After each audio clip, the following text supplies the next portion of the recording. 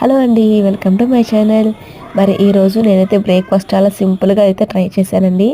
So దానికోసం సింపుల్గా ఎలా చేశానంటే గ్లాసుడు బొంబాయి రవ్వ, అలాగే గ్లాసులు మైదా పిండి తీసుకొని బాగా ఉండలు లేకుండా కలిపేసుకున్నానండి. అలా కలిపేసుకున్న పిండిలో ఉల్లిపాయ, పచ్చిమిర్చి వేసుకొని ఒక పావు గంట సేపు నానబెట్టానమాట. రవ్వ అనేది బాగా నానాలి కదా.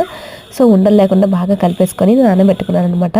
సో మనం కావాలనుకుంటే ఈ పిండిలో వచ్చేసి కొత్తిమీర, కరివేపాకు కూడా సన్నగా తుంపి వేసుకోవచ్చు ఫ్రెండ్స్. చాలా టేస్ట్గా అయితే ఉంటుంది. సో మనం ఇలా దోశలు వేసేటప్పుడు మాత్రం కొంచెం మందంగా అయితే వస్తాయండి, మరీ పలుచగా అయితే రావు.